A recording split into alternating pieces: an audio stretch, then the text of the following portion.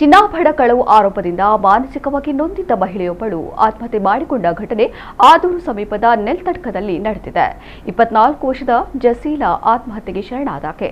ನೆರೆಮನೆಯವರ ಹಾಗೂ ಪೊಲೀಸರ ಮಾನಸಿಕ ಕಿರುಕುಳದಿಂದ ಬೇಸತ್ತು ಈ ಕೃತ್ಯ ನಡೆಸಿದ್ದಾಳೆ ಎಂದು ಕುಟುಂಬಸ್ಥರು ಆರೋಪಿಸಿದ್ದಾರೆ. ಕಳೆದ ಭಾನುವಾರ ಅಂದರೆ ಫೆಬ್ರವರಿ 15ರಂದು ಜಸೀಲಾ ವಿಷ ಸೇವಿಸಿದ್ದಳು. ಕಾಸರಗೋಡು ಆಸ್ಪತ್ರೆಯಿಂದ ಚಿಕಿತ್ಸೆ ಪಡೆಯುತ್ತಿದ್ದ ಈಕೆ ಶನಿವಾರ ಮೃತಪಟ್ಟಿದ್ದಾಳೆ. ಚಿನ್ನಾಭರಣ ಕಳವು ಆರೋಪಕ್ಕೆ ಗುರಿಯಾಗಿದ್ದ ಈಕೆ ನೆರೆಮನೆಯವರ ಹಾಗೂ ಪೊಲೀಸರಿಂದ ನಿರಂತರ ಮಾನಸಿಕ ಕಿರುಕುಳಕ್ಕೆ ಒಳಗಾಗಿ ಆತ್ಮಹತ್ಯೆಗೆ ಶರಣಾಗಿದ್ದಾಳೆ ಎಂದು ತಿಳಿದು ಬಂದಿದೆ. ತಾನು ಅಮಾಯಕಿ ಎಂದು ವಿಡಿಯೋ ಚಿತ್ರೀಕರಣ ಮಾಡಿ ವಿಷ ಸೇವಿಸಿದ್ದಳು ಎನ್ನಲಾಗಿದೆ. ಪತಿ ಮನೆಯ ಸಮೀಪದ ಯುವಕ ಹಾಗೂ ಆತನ ಕುಟುಂಬಸ್ಥರು ಜಸೀಲಾ ವಿರುದ್ಧ ಕಳವು ಆರೋಪ ಹೊರಿಸಿದ್ದರು. ಪೊಲೀಸ್ ಠಾಣೆಗೆ ಕೊಂಡೊಯ್ದು ಪೊಲೀಸರು ವಿಚಾರಣೆ ನೆಪದಲ್ಲಿ ಮಾನಸಿಕವಾಗಿ ಕಿರುಕುಳ ನೀಡಿದ್ದಾಗಿ ದೂರಿನಲ್ಲಿ ತಿಳಿಸಲಾಗಿದೆ.